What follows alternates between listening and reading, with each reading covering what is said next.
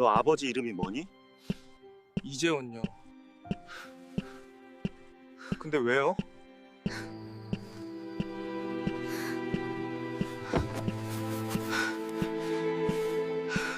새벽 2시 고속도로 휴게소. 검은 승용차에서 내린 노인이 천천히 걸어옵니다. 74의 나이가 무색하게 등은 곧았지만 걸음은 떨리고 있었어요. 마치 무너질 것 같은 사람처럼요. 휴게소 벤치 끝에 두 아이가 웅크리고 있었습니다. 14살 남자아이가 9살 여자아이를 품에 안은 채로요. 낡은 점퍼 하나를 둘이 나눠 덮고 있었죠. 노인이 그 앞에 멈춰 섰습니다. 너. 목소리가 갈라졌어요. 남자아이가 고개를 들었습니다. 경계하는 눈빛이었죠. 누구세요? 너 아버지 이름이 뭐니? 이상한 질문이었어요. 한밤중에 처음 보는 노인이 아버지 이름을 묻다니. 하지만 아이는 대답했습니다. 이재원이요. 근데 왜요? 순간 노인의 얼굴이 일그러졌어요. 그때 여자아이가 눈을 떴습니다. 목에 걸린 얇은 끈이 보였어요. 거기에 카드 한 장이 매달려 있었죠. 노인의 시선이 그 카드에 멈췄습니다. 검은색 무광 카드. 뒷면에 손글씨로 적힌 전화번호. 15년 전 자신이 직접 적었던 번호였어요. 노인의 무릎이 꺾였습니다. 휴게소 콘크리트 바닥에 대한민국 5대 그룹 회장이 무릎을 꿇었어요. 재원아. 그 이름은 아들의 이름이었습니다.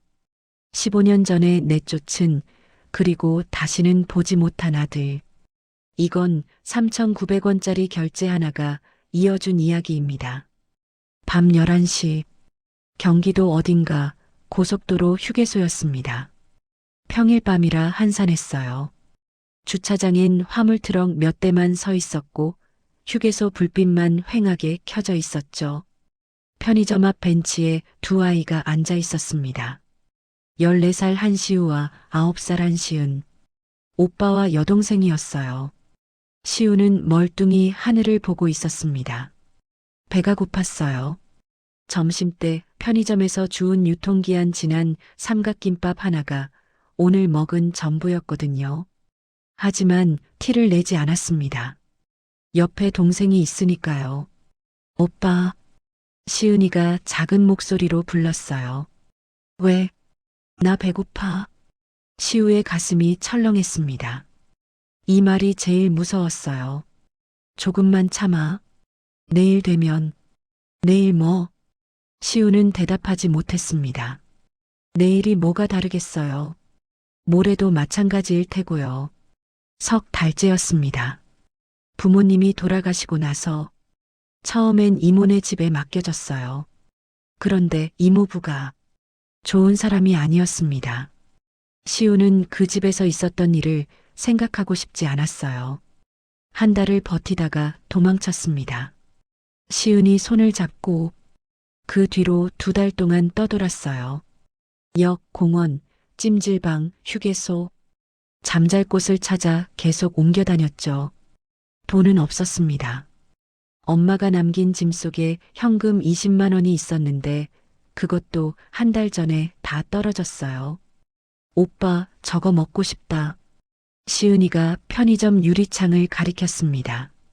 안에 핫바가 돌아가고 있었어요. 옆에는 컵라면도 쌓여 있었죠. 시우는 입술을 깨물었습니다. 돈이 없었어요. 있는 거라곤. 시우가 시은이의 목을 바라봤습니다. 얇은 끈에 카드가 매달려 있었어요. 엄마가 남긴 카드였습니다. 시은아, 그거 한번 줘봐. 이거? 엄마가 진짜 힘들 때만 쓰라고 했는데. 알아. 근데 지금이 그때인 것 같아. 시은이가 망설였어요. 하지만 오빠 말이니까 끈을 풀어서 건넸습니다. 시우가 카드를 받았어요. 검은색 무광 카드였습니다.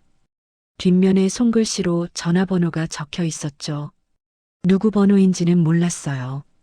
엄마는 이 카드에 대해 자세히 말해준 적이 없었습니다. 그냥 힘들 때 쓰라고만 했어요. 시우는 카드를 쥐고 편의점 안으로 들어갔습니다. 핫바 2개, 컵라면 하나. 계산대에 올려놓았어요. 직원이 바코드를 찍었습니다. 3,900원이요. 시우가 카드를 내밀었어요. 손이 떨렸습니다. 혹시 안 되면 어쩌지? 한도가 없으면? 정지된 카드면? 삑. 결제 승인. 시우는 안도의 한숨을 내쉬었습니다. 됐어요. 영수증 필요하세요? 아니요. 시우가 음식을 들고 나왔습니다. 시은이가 눈을 반짝이며 기다리고 있었어요. 오빠 됐어? 응. 먹어. 핫바를 건넸습니다. 시은이가 허겁지겁 베어 물었어요. 맛있다. 그 한마디에 시우의 눈시울이 붉어졌습니다. 동생이 고기 맛을 본 게 얼마만인지, 제대로 된 음식을 먹은 게 얼마만인지, 시우도 핫바를 한 입 베어 물었어요. 따뜻했습니다. 그게 전부였는데 눈물이 날 것 같았죠. 컵라면에 뜨거운 물을 붓고 기다렸습니다. 3분이 그렇게 길게 느껴진 적이 없었어요. 면을 후루룩 먹었습니다. 둘이 나눠서 국물까지 남김없이 비웠어요. 시은이가 배를 문질렀습니다. 오빠 배불러. 그래, 잘 먹었네. 우리 내일도 여기 있어? 시우는 대답하지 못했어요. 내일은 또 어디로 가야 할지 모르거든요. 일단 자. 내일 생각은 내일 하자. 시은이가 오빠 어깨에 기대었습니다. 금방 눈이 감겼어요. 시우는 동생의 머리를 쓰다듬었습니다. 그리고 중얼거렸어요. 엄마, 카드 썼어. 미안해. 같은 시각.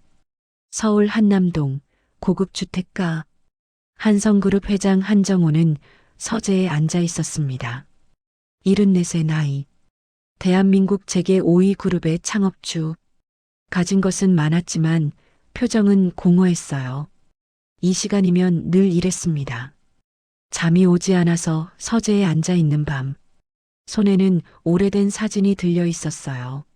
젊은 남자의 사진. 자신의 아들 한재원이었죠. 15년 전에 등을 돌린 아들. 아버지, 저는 그냥 평범하게 살고 싶어요. 평범하게? 내가 누군데 평범하게 살아? 한성그룹 후계자가. 그래서 싫은 거예요. 이 이름이, 이짐이. 나가면 다시는 돌아오지 마라. 그날 이후로 아들을 보지 못했습니다. 찾으려고 했어요. 몇 년 뒤에 후회가 밀려와서. 하지만 재원이는 이름을 바꾸고 숨어 살았습니다. 끝내 찾지 못했죠. 딱 한 가지 연결고리가 있었어요. 그날 아들이 나가기 전에 한정우가 몰래 주머니에 넣어준 카드. 이거라도 가져가라. 언젠가 정말 힘들면 이걸 써. 그때 내가 찾아가마. 아들이 그 카드를 발견했는지는 몰랐습니다. 하지만 15년간 단 한 번도 결제 알림이 오지 않았어요. 한정우는 그게 다행인지 서러운지 알 수 없었습니다. 그때 핸드폰이 울렸습니다. 문자 알림이었어요. 한정우가 화면을 봤습니다. 그리고 멈췄어요. 한성카드 승인. 한재원님, 3,900원. 고속도로 휴게소 편의점. 2347. 심장이 멈추는 것 같았습니다. 15년간 단 한 번도 울리지 않던 알림. 3,900원. 휴게소 편의점. 이건 재원이가 쓸 금액이 아니었어요. 한정우의 손이 떨렸습니다. 뭔가 잘못됐어. 한정우는 문자 화면을 멍하니 바라봤습니다. 3,900원. 고속도로 휴게소 편의점. 23시 47분. 손가락이 떨려서 폰을 제대로 쥘 수가 없었어요. 15년이었습니다. 이 카드를 만든 지 15년. 단 한 번도 결제 알림이 온 적이 없었어요. 한정우는 그게 아들의 대답이라고 생각했습니다. 당신 도움 따위 필요 없어라는. 그런데 오늘 그것도 3,900원. 이건 한정우의 목소리가 갈라졌어요. 재원이가 쓸 금액이 아니야. 아들은 자존심이 강한 사람이었습니다. 아버지에게 손 벌리느니 차라리 굶는 쪽을 택할 사람이었어요. 15년간 이 카드를 쓰지 않은 것도 그 때문이었죠. 그런 재원이가 고속도로 휴게소에서 3,900원을 뭔가 잘못된 거였어요. 분명히 한정우는 자리에서 일어났습니다. 서재 벽에 걸린 오래된 액자를 바라봤어요. 젊은 시절의 가족 사진이었습니다. 아내 그리고 어린 재원이 셋이 함께 웃고 있었죠. 그때는 행복했어요. 회사가 커지기 전 돈보다 가족이 먼저였던 시절. 언제부터 달라졌을까요? 15년 전 기억이 떠올랐습니다. 그날도 이 서재에서였어요. 23살의 재원이가 문을 열고 들어왔습니다. 표정이 굳어 있었죠. 아버지, 드릴 말씀이 있어요. 뭔데? 저 회사 안 들어갈 거예요. 한정우는 서류에서 눈을 떼지 않았습니다. 뭐? 한성그룹 후계자. 저 안 할 거예요. 그제야 한정우가 고개를 들었어요. 아들의 눈이 진지했습니다. 장난이 아니었죠. 미쳤어? 미치지 않았어요. 진지하게 생각했어요. 내가 뭘 알아? 내가 이 회사를 어떻게 키웠는데. 알아요. 그래서 싫은 거예요. 재원이의 목소리가 낮아졌어요. 아버지가 이 회사 키우는 동안 저는 혼자였어요. 어렸을 때 운동회에 아버지 온 적 있어요? 없죠. 생일에 같이 밥 먹은 적 있어요? 없죠. 그게 다 너 잘 되라고. 저 안 잘 돼도 돼요. 그냥 평범하게 살고 싶어요. 제 이름으로. 한성그룹 아들이 아니라 그냥 저로. 한정우는 믿을 수가 없었습니다. 평생을 바쳐 일궈온 이 모든 것을 아들이 거부한다니. 그래서 나가서 뭘 할 건데? 사진 찍을 거예요. 사진작가가 되고 싶어요. 사진작가? 한정우가 콧웃음을 쳤어요. 그래, 해봐라. 얼마나 가나? 해볼게요. 대신 나가면 다신 돌아오지 마. 이 집 문턱 다시 넘을 생각 마라. 재원이가 멈췄습니다. 아버지를 바라봤어요. 눈빛에 슬픔이 스쳤지만 금방 사라졌죠. 네. 안 돌아올게요. 아들이 돌아서서 나갔습니다. 등이 보였어요. 그 등이 점점 멀어졌죠. 한정우는 쫓아가지 않았습니다. 자존심 때문이었어요. 내가 왜 쫓아가? 저놈이 잘못한 건데. 그렇게 생각했습니다. 그게 마지막이었어요. 하지만 한정우는 한 가지를 했습니다. 아들이 나가기 직전 현관에서 외투를 집어들 때 한정우가 몰래 다가갔어요. 주머니에 뭔가를 넣었습니다. 검은색 무광 카드였어요. 뒷면에 직접 전화번호를 적었습니다. 자신의 개인 번호를요. 한도는 무제한으로 설정했어요. 무슨 일이 있어도 결제되게. 입으로는 돌아오지 마라 했지만 마음 한구석에서는 언젠가 힘들면 이걸 쓰겠지. 그때 가서 데려오면 돼. 그렇게 생각했습니다. 하지만 알림은 오지 않았어요. 1년이 지나도, 5년이 지나도, 10년이 지나도 한정우는 매일 밤 폰을 확인했습니다. 혹시 결제 알림이 왔나? 혹시 아들이 연락했나? 아무것도 없었어요. 그러다 한정우가 먼저 찾아 나섰습니다. 5년쯤 지났을 때 후회가 밀려와서. 그런데 아들은 이름을 바꿔버렸더군요.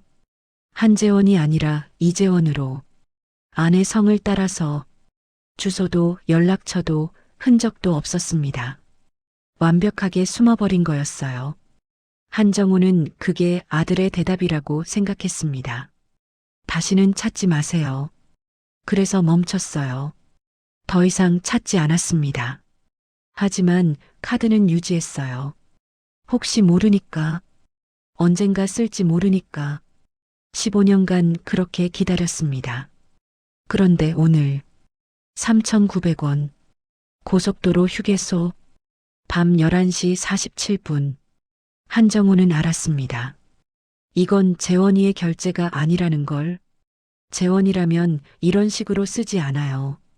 휴게소에서 3,900원이라니. 그건 배고픈 사람이 급하게 뭔가를 사 먹은 거잖아요. 재원이는 자존심이 있는 사람이에요. 굶어도 이 카드는 안 썼을 거예요. 그렇다면 누가 쓴 거지? 한정우의 머릿속이 빠르게 돌아갔습니다. 카드를 도난당했나? 아니, 15년간 아무 일 없다가 갑자기 재원이가 누군가에게 줬나? 그럼 누구에게? 아니면 재원이에게 무슨 일이 생긴 건가? 심장이 얼어붙는 것 같았어요. 한정우가 서재문을 열고 나갔습니다. 복도를 지나 경호실로 향했어요. 이 시간에도 경호실장 박상철은 대기 중이었죠. 상철아. 예, 회장님. 이 시간에 무슨 일이? 이거 봐. 한정우가 폰 화면을 내밀었습니다. 박상철이 화면을 보고 눈이 커졌어요. 그도 이 카드의 의미를 알고 있었거든요. 이게 도련님 카드 아닙니까? 그래. 15년 만에? 그래. 박상철이 한정우를 바라봤습니다. 회장의 얼굴이 창백했어요. 회장님 혹시 모르겠어. 그래서 내가 알아봐야 해. 한정우의 목소리가 떨렸습니다. 그 휴게소 CCTV 누가 결제했는지 확인해. 지금 당장. 예, 알겠습니다. 박상철이 빠르게 움직였어요. 한정우는 창밖을 바라봤습니다. 밤하늘이 검었어요. 재원아. 마음속으로 아들을 불렀습니다. 15년 동안 기다렸어. 내가 이 카드를 쓸 날을. 그런데 왜 하필 이런 식이냐? 3,900원. 너무 작은 금액이었어요. 그래서 더 무서웠습니다. 그 작은 금액 뒤에 무슨 일이 있는 건지 한정우는 알아야 했어요. 반드시. 산막 본문. 밥을 먹고 나니 졸음이 밀려왔습니다. 시은이는 이미 오빠 어깨에 기대 잠들어 있었어요. 작은 입에서 고른 숨소리가 새어나왔죠. 시우는 동생의 머리카락을 쓸어 넘겼습니다. 기름기가 끼어 있었어요. 제대로 씻은 지 며칠이나 됐을까요? 휴게소 벤치는 차가웠습니다. 엉덩이가 시렸어요. 하지만 여기가 그나마 나았죠. 바람이라도 피할 수 있으니까요. 시우는 하늘을 올려다봤습니다. 별이 떠 있었어요. 엄마가 좋아하던 별. 시우야, 저 별 봐. 예쁘지? 엄마 목소리가 떠올랐습니다. 3개월 전까지만 해도 매일 들었던 목소리. 이제는 다시 들을 수 없는 목소리였어요. 3개월 전 일이었습니다. 그날도 평범한 아침이었어요. 아빠가 아침밥을 차렸고 엄마가 시은이 머리를 따아줬죠. 오늘 할아버지 제사라서 아빠 엄마 지방 다녀올게. 네. 다녀오세요. 시우는 대수롭지 않게 대답했어요. 부모님은 자주 지방에 다녀왔거든요. 이번에도 그럴 줄 알았습니다. 시은이 잘 봐. 오빠잖아. 알았어요. 엄마가 시우 머리를 쓰다듬었어요. 그리고 현관문을 나섰습니다. 그게 마지막이었어요. 그날 밤 경찰에게서 전화가 왔습니다. 교통사고. 고속도로에서 화물차가 중앙선을 넘어왔대요. 아빠가 운전하던 차를 정면으로 들이받았고 즉사였습니다. 시우는 그 말을 이해할 수 없었어요. 아침에 분명히 밥을 먹었는데, 엄마가 머리를 쓰다듬었는데, 어떻게 갑자기 없어질 수가 있어요? 장례식장은 낯선 사람들로 가득했습니다. 친척이라는 사람들이 왔어요. 한 번도 본 적 없는 얼굴들이었죠. 시은이는 울기만 했어요. 엄마, 엄마 하면서. 시우는 울지 못했습니다. 울면 안 될 것 같았어요. 자기가 울면 시은이를 누가 지켜요? 장례가 끝난 뒤 이모라는 사람이 나타났습니다. 엄마의 여동생이래요. 우리 집에서 같이 살자. 언니가 없으니까 내가 돌봐야지. 시우는 고개를 끄덕였어요. 다른 선택지가 없었거든요. 그때는 몰랐습니다. 그 집이 지옥이 될 줄. 이모네 집은 경기도 외곽에 있었어요. 작은 빌라였습니다. 이모와 이모부, 그리고 고등학생인 사촌 형까지 세 식구가 살고 있었죠. 처음엔 괜찮았어요. 이모가 밥도 해주고 학교도 보내줬으니까요.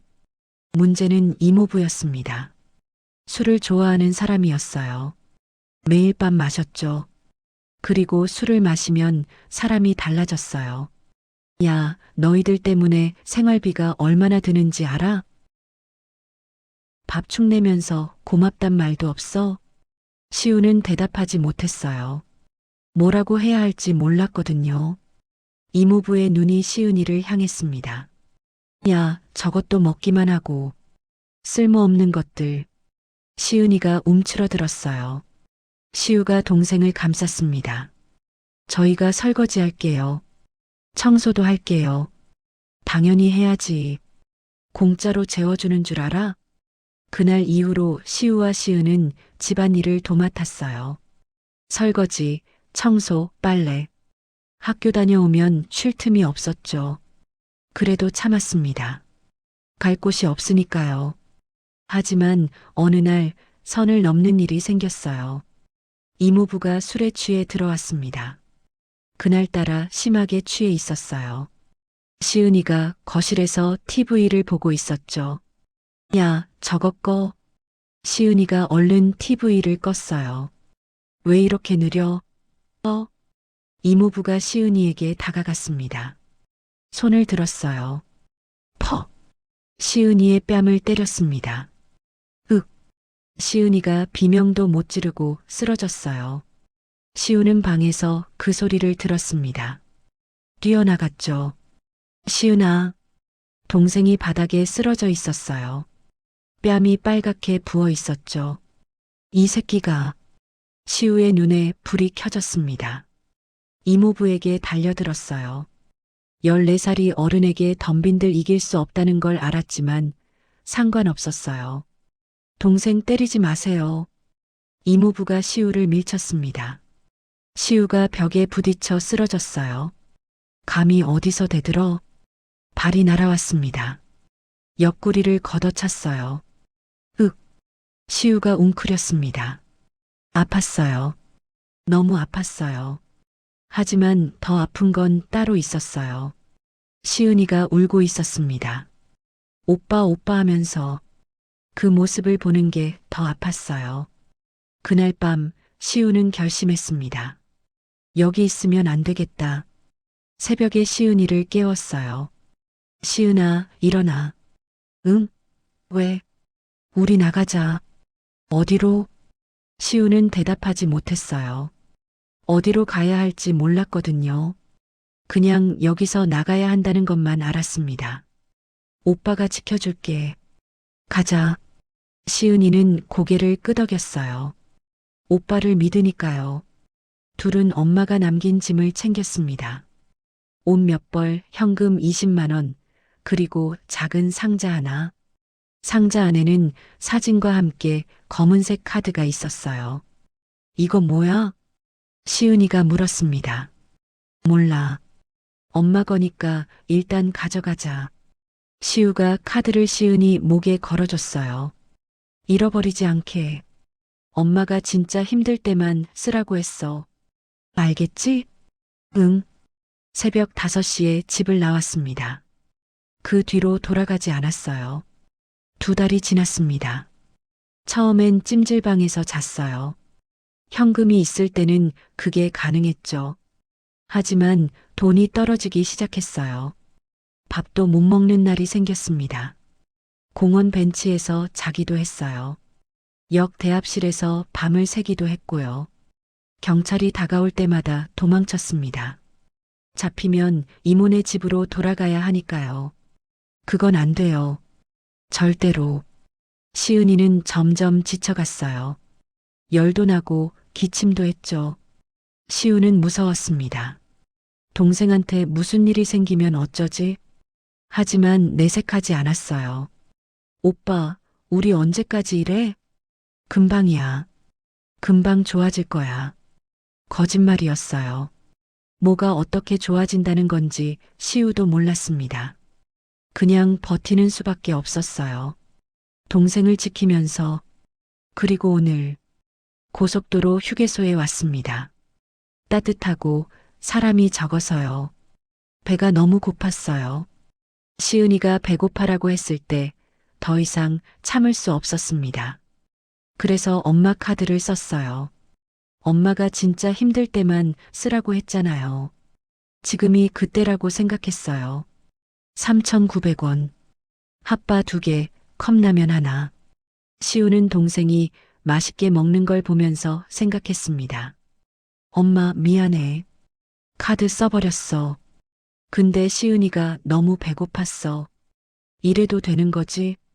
대답은 없었어요. 시은이가 잠든 걸 확인하고 시우도 눈을 감았습니다. 내일은 또 어디로 가야 할까? 모르겠어요. 그냥 오늘 하루 버틴 것만으로도 다행이었습니다. 차가운 벤치 위에서 14살 소녀는 잠들었습니다. 9살 동생을 품에 안은 채로 새벽 1시 한정우는 서재를 떠나지 못하고 있었습니다. 창밖은 어두웠어요.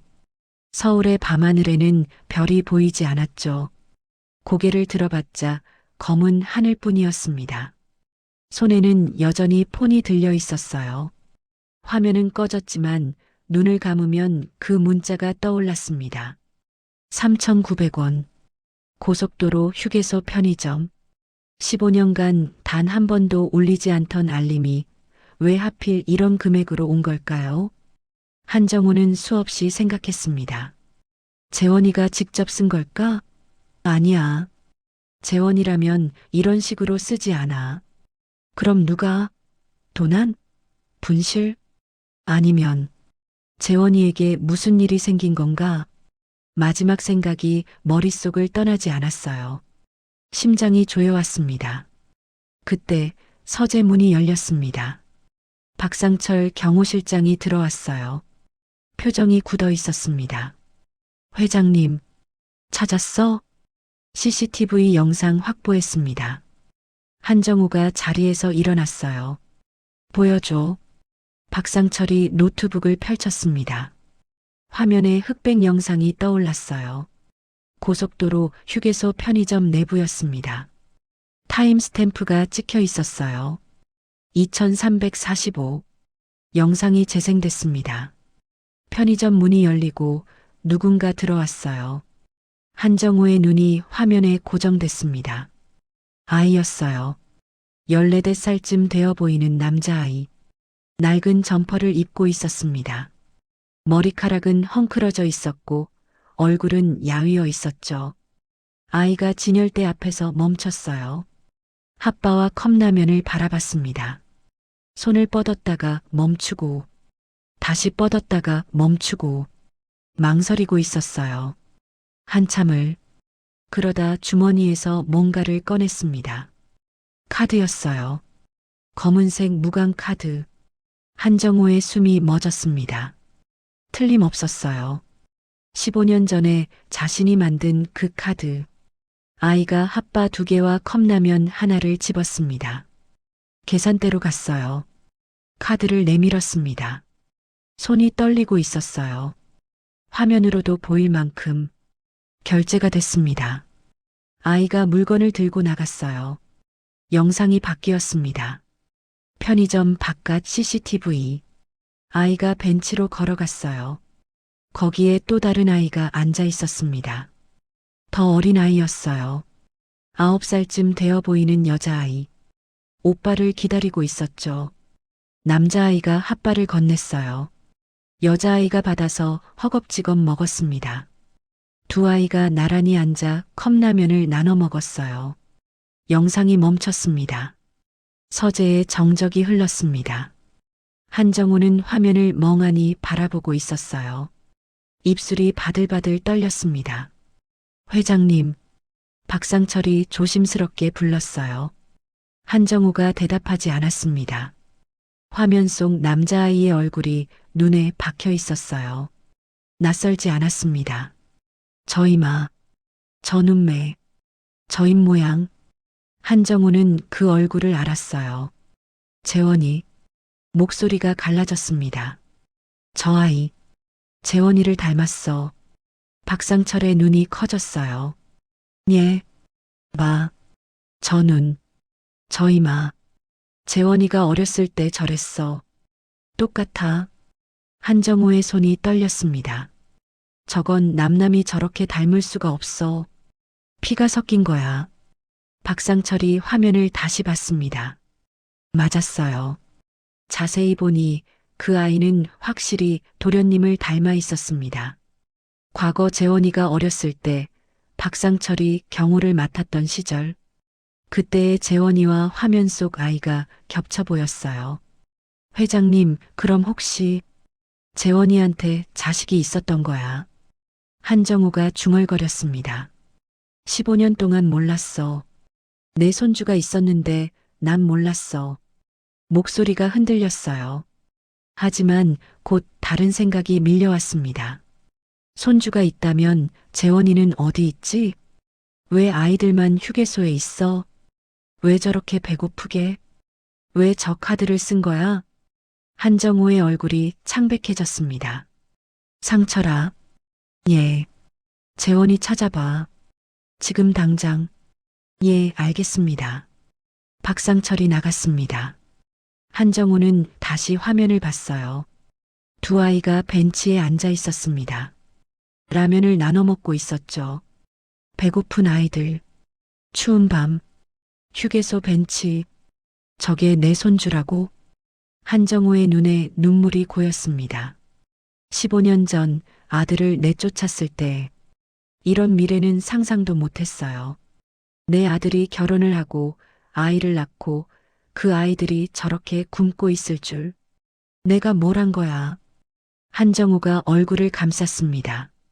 30분 뒤 박상철이 돌아왔습니다. 표정이 어두웠어요. 회장님, 찾았어? 박상철이 대답하지 못했습니다. 그 침묵이 불길했어요. 왜 말을 못해? 도련님이 3달 전에 돌아가셨습니다. 시간이 멈춘 것 같았어요. 한정우가 박상철을 바라봤습니다. 잘못 들은 거라고 생각했어요. 뭐라고? 교통사고였습니다. 고속도로에서 부인과 함께. 거짓말. 한정우가 고개를 저었어요. 거짓말이야. 재원이가 죽었으면 내가 몰랐겠어? 도련님이 이름을 바꾸셨습니다. 이재원으로. 부인 성을 따라서. 그래서 저희가 못 찾았던 겁니다. 한정우의 다리가 풀렸습니다. 의자에 주저앉았어요.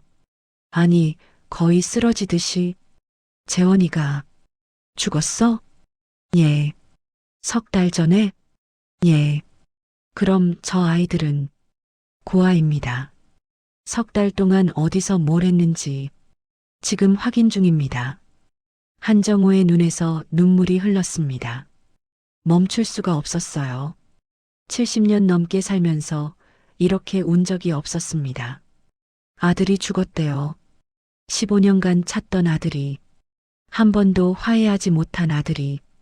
그리고 그 아들의 자식들이 지금 고속도로 휴게소에서 굶고 있대요. 내가 뭘 한 거야? 한정우가 오열했습니다. 서재의 울음소리가 가득 찼어요. 박상철은 고개를 숙인 채 서 있었습니다. 얼마나 지났을까요? 한정우가 눈물을 닦았습니다. 눈이 벌겋게 부어 있었지만 눈빛은 달라져 있었어요. 상철아. 예, 회장님. 차 준비해. 예. 내가 직접 간다. 박상철이 놀랐어요. 회장님, 이 시간에요? 새벽인데. 알아. 한정우가 일어섰습니다. 15년 늦었어. 더 늦출 수 없어. 하지만 재원이는 못 만났어. 영영. 한정우의 목소리가 떨렸어요. 하지만 재원이 아이들은 만날 수 있어. 아직 살아있잖아. 내가 직접 가야 해. 이건 남한테 시킬 일이 아니야. 박상철은 더 이상 말리지 않았습니다. 알겠습니다. 차 준비하겠습니다. 한정우가 창밖을 바라봤어요. 어둠 속에서 동이 트려하고 있었습니다. 재원아, 마음속으로 아들을 불렀어요. 미안하다. 15년 동안 미안하다고 말 못해서 미안하다. 대신 내 아이들은 내가 지킬게. 이번엔 늦지 않을게. 한정우가 서재를 나섰습니다. 74년 인생에서 가장 긴 밤이 시작되고 있었습니다. 새벽 2시, 검은 승용차가 한남동 저택을 빠져나왔습니다. 뒷좌석에 한정우가 앉아 있었어요. 운전석에는 박상철이 있었죠. 차가 고속도로 진입로로 향했습니다. 새벽이라 도로가 한산했어요. 가로등 불빛만 스쳐 지나갔습니다. 한정우는 창밖을 바라보고 있었어요. 눈이 부어 있었습니다. 아까 서재에서 울었거든요. 70년 넘게 살면서 그렇게 운 적이 없었어요. 아들이 죽었대요. 3달 전에. 한 번도 화해하지 못한 채로. 회장님, 박상철이 조심스럽게 불렀습니다. 물 드시겠습니까? 됐어. 한정우는 짧게 대답했어요. 목이 말랐지만 뭔가를 삼킬 수 있을 것 같지 않았습니다. 차가 고속도로에 올랐어요. 속도가 붙었습니다. 한정우는 눈을 감았어요. 그러자 과거가 밀려왔습니다. 재원이가 5살 때였어요. 그때는 한성그룹이 지금처럼 크지 않았습니다. 중견기업 정도였죠. 한정우는 회사를 키우느라 바빴지만 그래도 가족과 보내는 시간이 있었어요. 어느 일요일 오후였습니다. 한정우가 거실에서 서류를 보고 있었어요. 재원이가 다가왔습니다. 아빠, 응? 나 자전거 타고 싶어. 한정우는 서류에서 눈을 떼지 않았어요. 엄마한테 말해. 엄마는 못 가르쳐 준대. 아빠가 해줘. 아빠 바빠. 조금만. 네. 재원이가 한정우의 팔을 잡아당겼어요. 작은 손이었습니다. 한정우는 한숨을 쉬었어요. 그리고 서류를 내려놓았습니다. 알았어. 조금만. 재원이의 얼굴이 환해졌어요. 진짜? 대신 1시간만이다. 응. 둘이 집 앞 공원으로 나갔습니다. 한정우가 자전거 뒤를 잡아주었어요. 재원이가 페달을 밟았습니다. 아빠 놓지 마. 안 놓아. 진짜? 진짜. 재원이가 비틀거리면서 페달을 밟았어요. 한정우가 뒤에서 따라갔습니다. 잘하고 있어. 그렇지. 무서워. 괜찮아. 아빠가 잡고 있잖아. 한참을 그렇게 달렸어요. 재원이가 점점 균형을 잡기 시작했습니다. 한정우가 슬쩍 손을 놓았어요. 재원이가 혼자 달렸습니다. 3m, 5m, 10m. 아빠, 나 달리고 있어. 재원이가 소리쳤어요. 얼굴이 환하게 웃고 있었습니다. 한정우도 웃었어요. 잘한다, 재원아. 그날 저녁 재원이가 잠들기 전에 말했습니다. 아빠, 오늘 진짜 재밌었어. 그래. 아빠랑 또 놀고 싶어. 한정우가 재원이의 머리를 쓰다듬었어요. 그래. 또 놀자. 그때는 진심이었습니다. 정말로 또 놀아줄 거라고 생각했어요. 하지만 그 약속은 지켜지지 않았습니다. 회사가 커졌어요. 한정우는 점점 바빠졌습니다. 출장이 늘었고 회의가 늘었고 야근이 늘었죠. 재원이의 운동회에 가지 못했어요. 생일에도 함께하지 못했습니다. 크리스마스에도 회사에 있었죠. 아빠, 오늘 학교에서 상 받았어. 응, 잘했네. 아빠, 보여줄까? 나중에. 아빠, 지금 바빠. 나중에.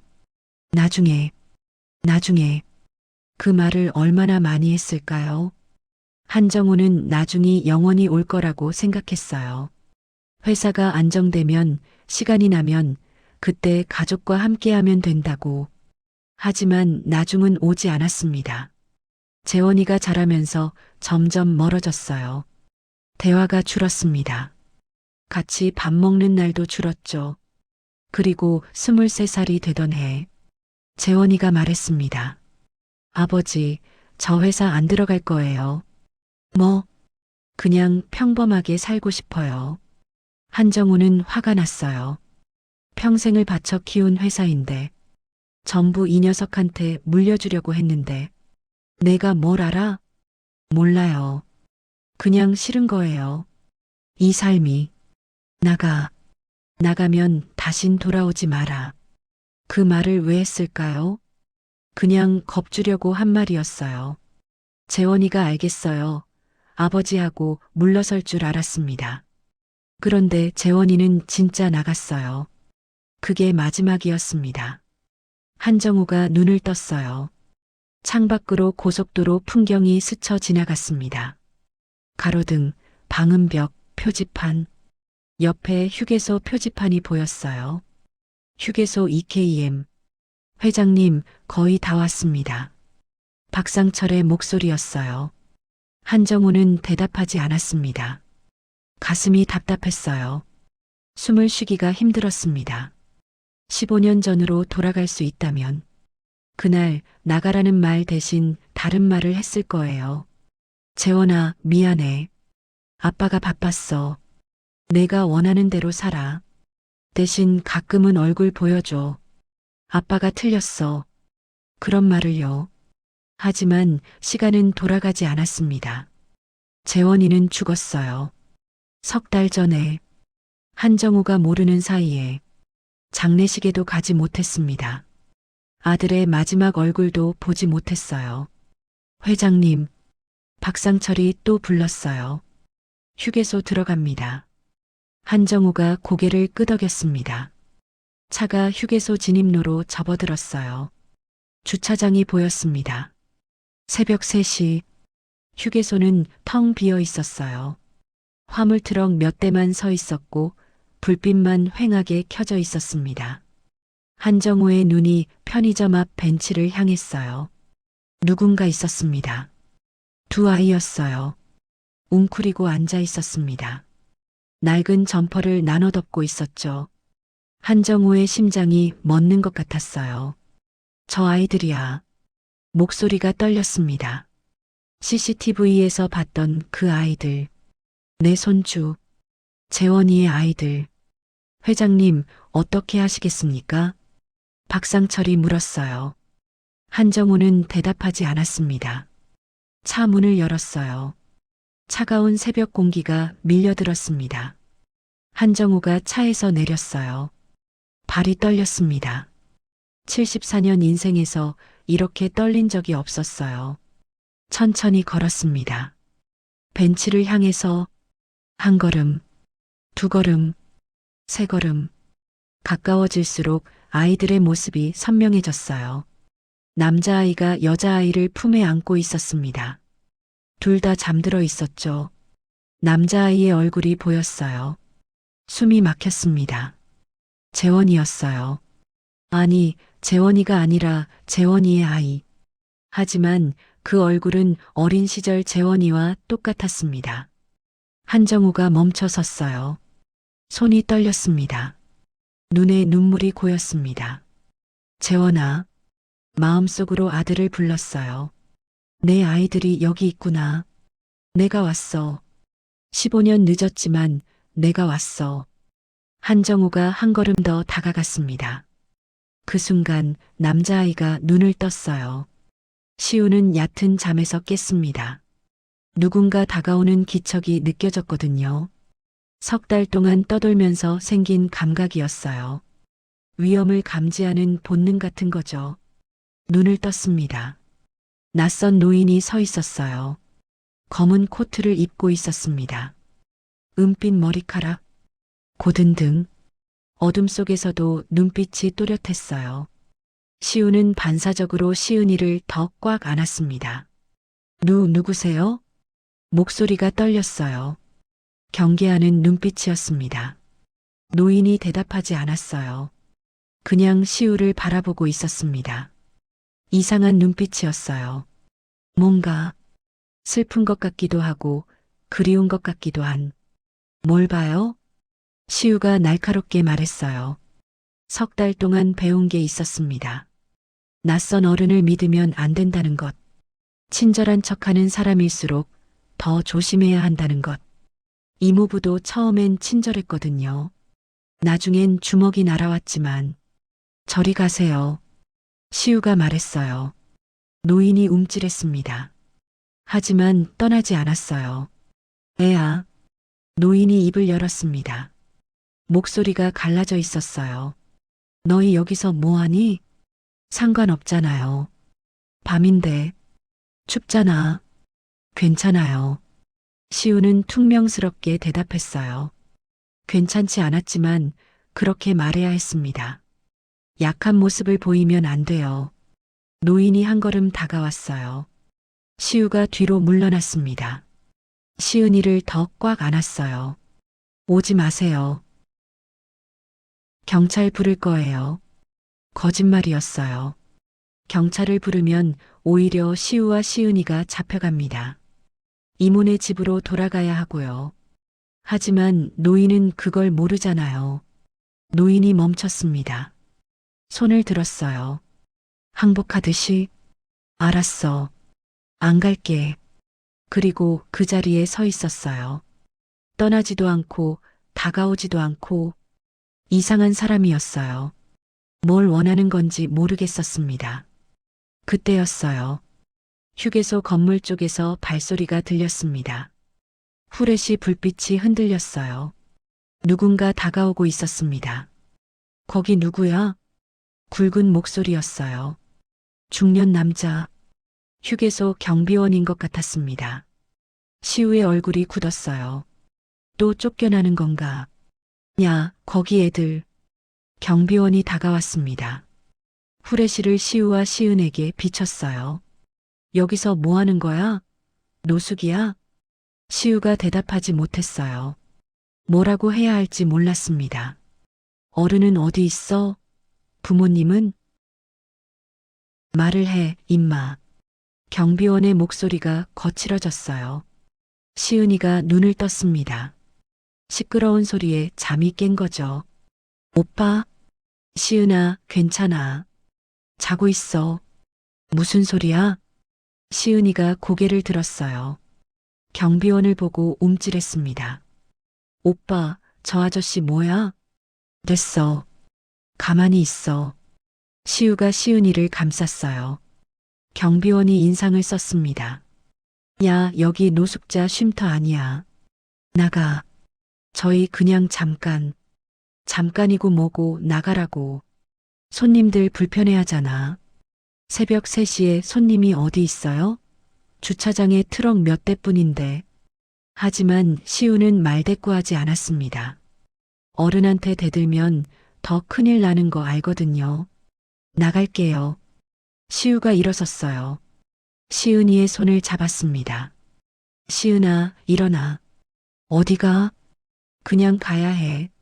시은이의 눈에 눈물이 고였어요. 왜? 우리 뭐 잘못했어? 잘못 안 했어. 그냥. 시우도 눈물이 나올 것 같았어요. 하지만 참았습니다. 가자. 두 아이가 벤치에서 일어났어요. 낡은 점퍼를 대충 걸치고 비틀거리며 걸었습니다. 어디로 가야 할지 몰랐어요. 그냥 여기서 나가야 한다는 것만 알았습니다. 그때 누군가 앞을 막아섰어요. 아까 그 노인이었습니다. 시우가 움찔했어요. 비켜요. 노인이 움직이지 않았습니다. 대신 경비원을 바라봤어요. 잠깐. 노인의 목소리가 낮았어요. 하지만 묘한 무게감이 있었습니다. 경비원이 노인을 봤어요. 뭐요, 어르신? 이 애들 보호자예요? 노인이 대답하지 않았어요. 경비원이 짜증을 냈습니다. 아니면 비켜요. 노숙자 단속 중이니까. 이 아이들은 노숙자가 아니야. 예. 그럼 뭔데요? 새벽에 휴게소 벤치에서 자고 있었는데 노인의 눈이 차가워졌어요. 그래서 내쫓는 거야? 애들을? 규정이 그래요. 저도 어쩔 수 없어요. 규정? 노인이 코웃음을 쳤어요. 애들이 춥고 배고파서 여기 있는 건데 규정이라고? 어르신, 저한테 뭐라 그러지 말고요. 문제 있으면 본사에 얘기하세요. 경비원이 손을 뻗었어요. 시우의 팔을 잡으려고. 그 순간 노인이 경비원의 손목을 잡았습니다. 빠른 동작이었어요. 74세라고는 믿기지 않을 만큼. 손대지 마. 노인의 목소리가 싸늘했어요. 경비원이 움찔했습니다. 뭐야, 이 양반이? 이 아이들한테 손 떼면 가만두지 않겠어. 미쳤어? 손 놔요. 경비원이 손목을 뿌리쳤어요. 뒤로 물러섰습니다. 뭐야, 이 사람 정신 이상자 아니야? 경비원이 무전기를 꺼냈어요. 야, 본부. 여기 이상한 노인네가. 그때 검은 승용차에서 누군가 내렸습니다. 박상철이었어요. 경호실장. 그가 빠르게 다가와서 경비원 앞에 명함을 내밀었습니다. 경비원이 명함을 봤어요. 그리고 굳었습니다. 한성그룹? 예. 이분은 한성그룹 회장님이십니다. 경비원의 얼굴이 하얗게 질렸어요. 회장님? 네. 그리고 저 아이들은 회장님 관계자입니다. 더 이상 문제 삼지 마시죠. 경비원이 말을 잃었어요. 입만 벌렸다 닫았다 했습니다. 죄송합니다. 몰라 뵙고. 경비원이 허둥지둥 물러났어요. 후레쉬를 끄고 건물 쪽으로 사라졌습니다. 정적이 흘렀어요. 시우는 멍하니 서 있었습니다. 무슨 일이 일어난 건지 이해가 안 됐거든요. 한성그룹? 회장? 텔레비전에서나 들어본 말이었어요. 노인이 천천히 돌아섰습니다. 시우를 바라봤어요. 다쳤어? 시우가 대답하지 못했어요. 춥지? 배고프지? 시우의 입술이 떨렸어요. 왜 이 사람이 자기한테 이러는 건지 모르겠었습니다. 왜 그래요? 시우가 물었어요. 왜 저희한테 이래요? 저희 모르잖아요. 노인이 대답하지 않았습니다. 그냥 시우를 바라보고 있었어요. 슬픈 눈이었습니다. 시은이가 오빠 뒤에서 고개를 내밀었어요. 오빠, 저 할아버지 누구야?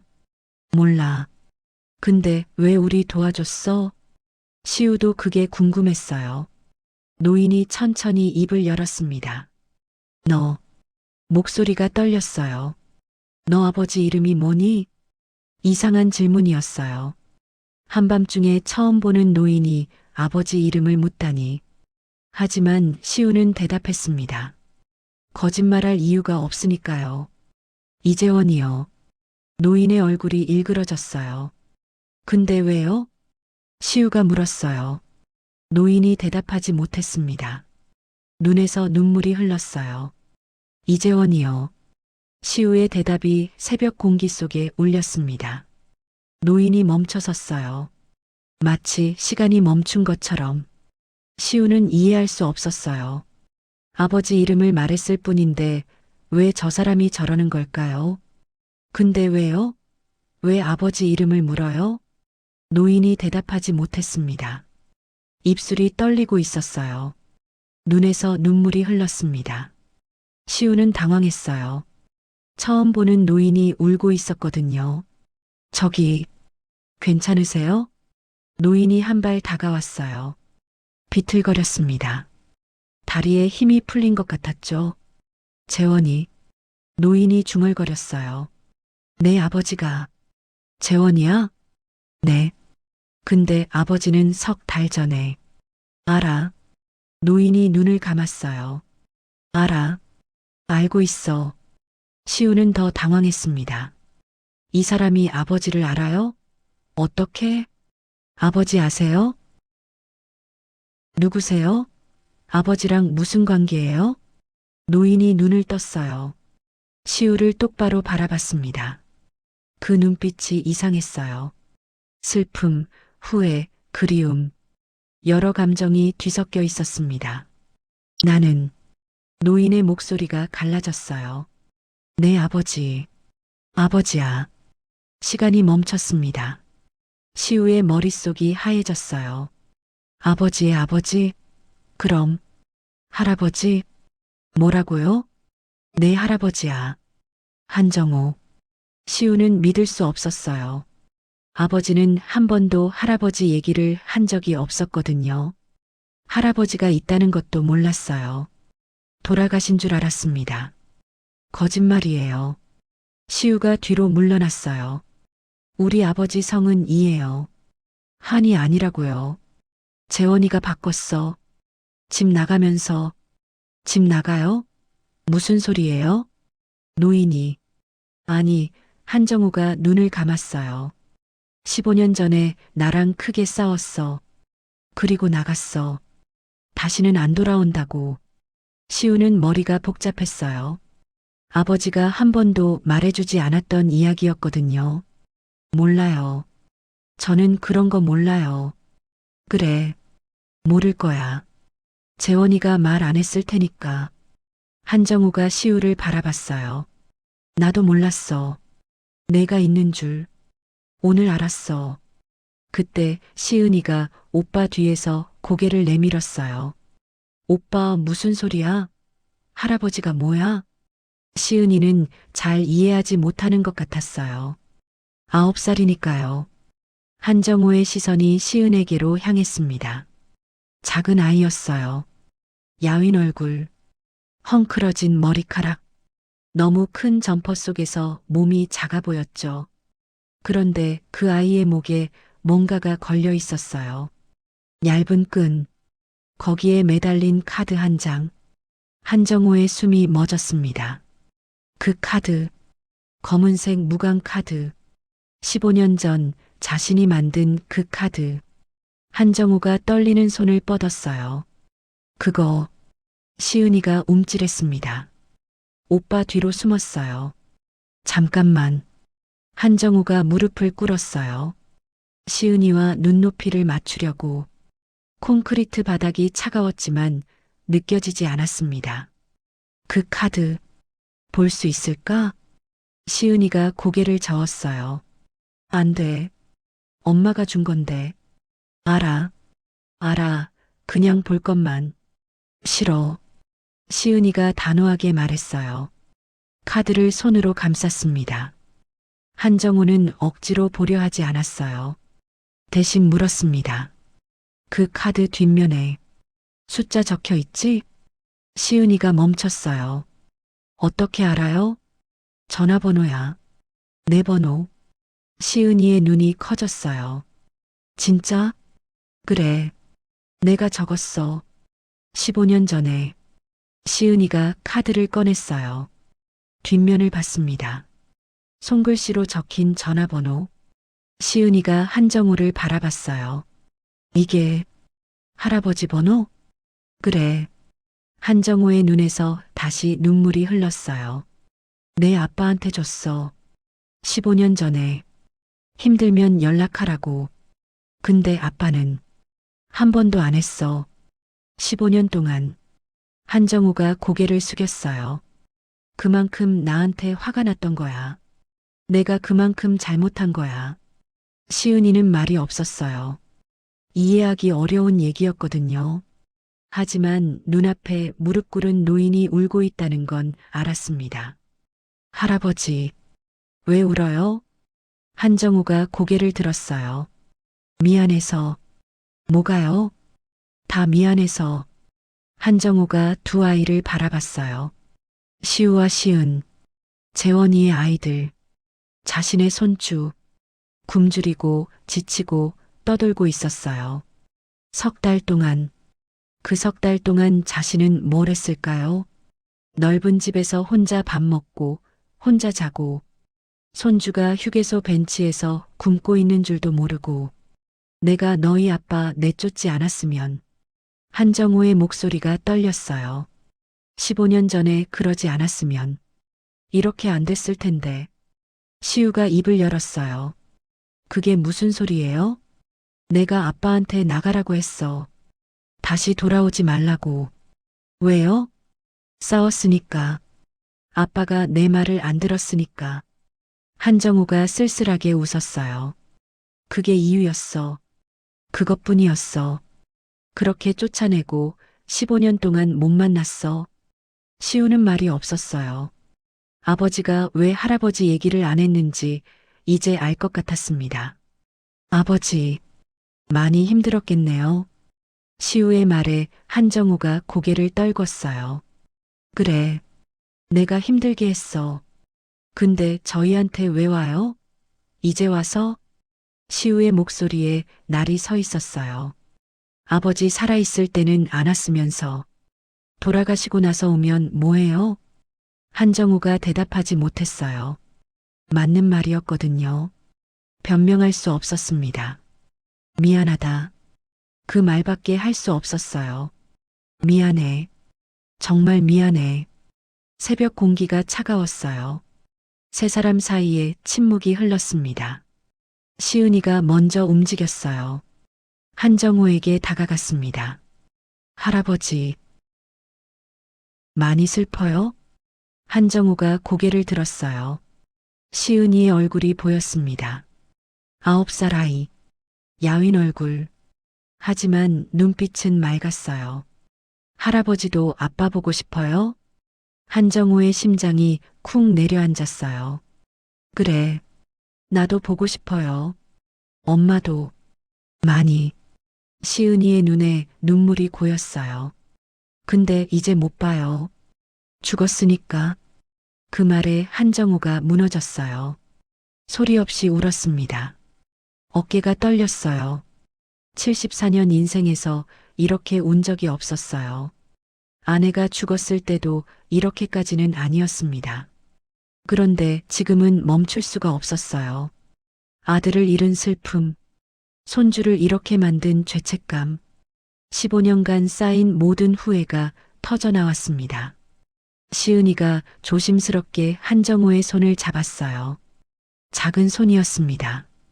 차가웠어요. 울지 마요, 할아버지. 한정우가 그 손을 꽉 잡았어요. 놓치면 안 될 것 같았거든요. 시우는 멀찍이 서서 그 모습을 바라봤어요. 복잡한 표정이었습니다. 믿어야 할지 경계해야 할지 모르겠었어요. 하지만 한 가지는 알았습니다. 저 노인의 눈물은 진짜라는 것. 한참이 지났어요. 한정우가 눈물을 닦았습니다. 시은이의 손은 여전히 잡고 있었어요. 시우를 바라봤습니다. 시우야. 나한테 화나도 돼. 원망해도 돼. 시우가 대답하지 않았어요. 근데 하나만 약속해줘. 뭔데요? 앞으로는 내가 지킬게. 너희 둘. 시우의 눈이 흔들렸어요. 15년 늦었어. 재원이한테는 이제 못해줘. 한정우의 목소리가 떨렸지만 눈빛은 단단했어요. 근데 너희한테는 해줄 수 있어. 이제라도. 시우는 대답하지 못했어요. 시은이가 한정우를 올려다봤습니다. 할아버지, 우리 이제 어디 가요? 한정우가 시은이의 머리를 쓰다듬었어요. 집에 가자. 집이요? 그래. 따뜻한 집. 시은이의 눈이 반짝였어요. 밥도 있어요? 있어. 많이. 이불도요? 있어. 푹신한 거. 시은이가 웃었어요. 오랜만에 보는 웃음이었습니다. 시우는 여전히 망설이고 있었어요. 하지만 동생의 웃는 얼굴을 보니 거부할 수가 없었습니다. 시우가 천천히 고개를 끄덕였어요. 한정우가 두 아이의 손을 잡았습니다. 떨리는 손이었어요. 하지만 놓지 않았습니다. 세 사람이 검은 승용차를 향해 걸어갔어요. 동쪽 하늘이 희미하게 밝아오고 있었습니다. 새벽 5시 검은 승용차가 서울 한남동 저택 앞에 멈췄습니다. 시은이는 차 안에서 잠들어 있었어요. 한정우의 무릎에 기대서요. 작은 숨소리가 고르게 들렸습니다. 시우는 깨어 있었어요. 창밖을 바라보고 있었죠. 지나가는 가로등 불빛이 얼굴을 스쳤습니다. 차가 멈추자 시우의 눈이 커졌어요. 여기가 말을 잇지 못했습니다. 집이 아니라 저택이었거든요. 높은 담장, 넓은 정원, 커다란 대문. 텔레비전에서나 보던 곳이었어요. 내려. 한정우가 조용히 말했어요. 시은이를 조심스럽게 안아들었습니다. 시우가 차에서 내렸어요. 발이 땅에 닿는 순간 현실감이 밀려왔습니다. 진짜 여기 온 거구나. 대문이 열렸어요. 집사로 보이는 사람이 나와서 인사했습니다. 회장님, 어서 오십시오. 한정우가 고개만 끄덕였어요. 시은이를 안은 채로 안으로 들어갔습니다. 시우가 뒤를 따랐어요. 두리번거리면서 현관을 지나니 넓은 거실이 나왔습니다. 높은 천장, 커다란 샹들리에 푹신해 보이는 소파. 시우는 멍하니 서 있었어요. 이게 꿈인가? 2시간 전까지만 해도 휴게소 벤치에서 얼어 죽을 것 같았는데 지금은 이런 곳에 서 있었습니다. 한정우가 시은이를 2층 방에 눕혔어요. 커다란 침대였습니다. 하얀 이불이 푹신했죠. 시은이는 눕자마자 깊이 잠들었어요. 한정우가 한참 동안 손녀를 바라봤습니다. 야윈 얼굴, 까칠해진 피부, 손톱 밑에 낀 때, 3달 동안 얼마나 고생했을까요? 미안하다. 한정우가 속삭였어요. 할아버지가 늦어서 미안해. 시은이는 대답이 없었습니다. 그저 평화롭게 자고 있었어요. 한정우가 이불을 덮어주었어요. 그리고 방을 나왔습니다. 복도에서 시우가 서 있었어요. 어디로 가야 할지 모르는 것 같았죠. 시우야. 네. 배고프지? 시우가 잠시 망설였어요. 그리고 고개를 끄덕였습니다. 밥 먹자. 주방으로 내려왔습니다. 새벽이라 요리사는 없었어요. 한정우가 직접 냉장고를 열었습니다. 뭐 먹고 싶어? 시우는 대답하지 못했어요.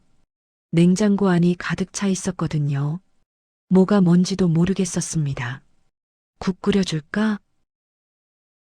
네. 한정우가 냄비를 꺼냈어요. 김치를 꺼내고 두부를 썰고 손이 서툴렀습니다. 시우가 지켜보고 있었어요. 직접 하세요? 응. 요리사 깨우기 미안하잖아. 할 줄 알아요? 많이 못해. 이것저것 조금. 한정우가 쓸쓸하게 웃었어요. 옛날에 재원이한테도 끓여줬거든. 김치찌개. 시우가 움찔했어요. 아버지 이름이 나오니까. 아버지가 좋아했어요? 응. 이것만 잘 먹었어. 한정우가 불을 켰어요. 냄비에서 보글보글 소리가 났습니다. 그때는 내가 자주 해줬는데 회사 커지고 나서는 말끝을 흐렸어요. 안 해줬어. 바쁘다고. 시우는 대답하지 않았습니다. 하지만 알 것 같았어요. 이 할아버지가 얼마나 후회하고 있는지.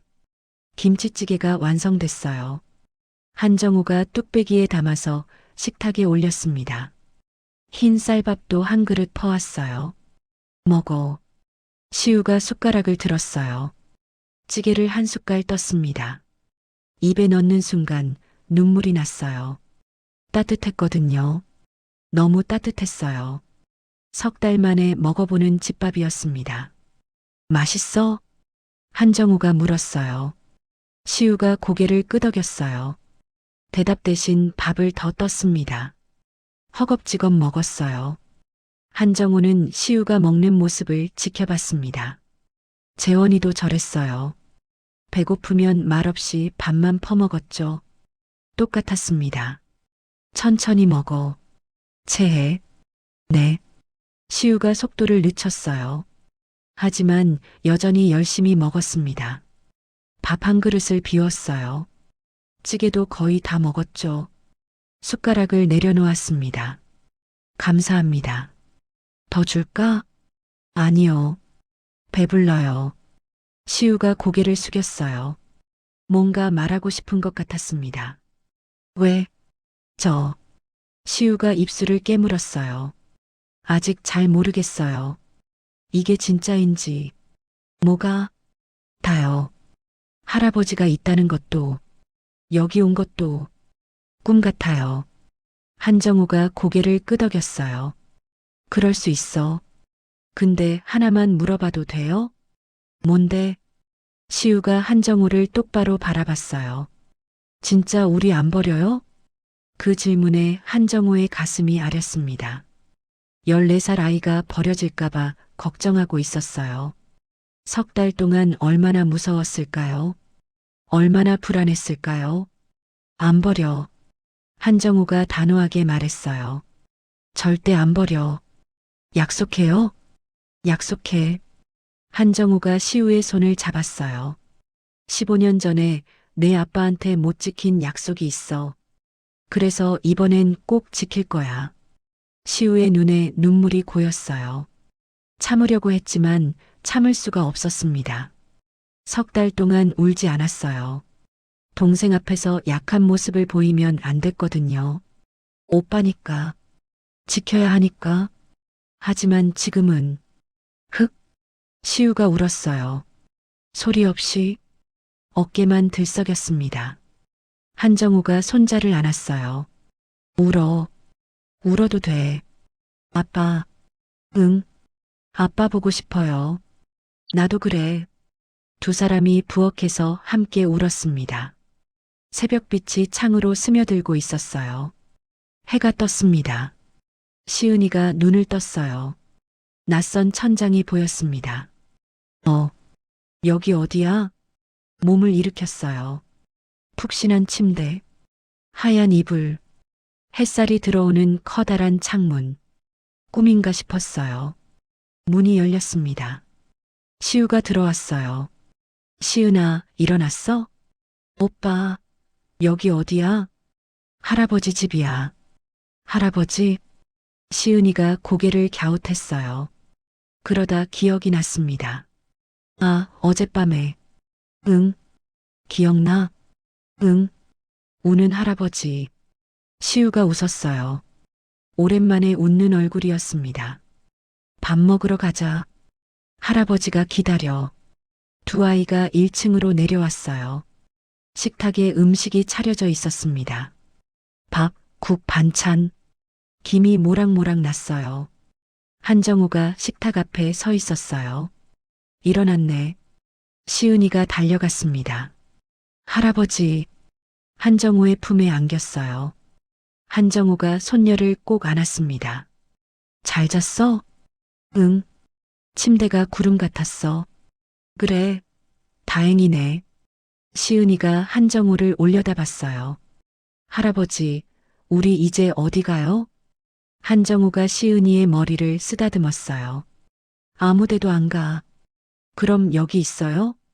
응. 여기가 집이야. 이제. 시은이의 얼굴이 환해졌어요. 진짜? 여기서 살아? 그래.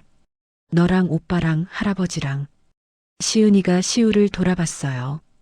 오빠, 우리 집 생겼대. 시우는 대답 대신 미소를 지었어요. 여전히 마음 한구석에는 불안이 있었습니다. 이게 진짜인지, 또 버려지진 않을지. 하지만 지금 이 순간만큼은 믿어보기로 했어요.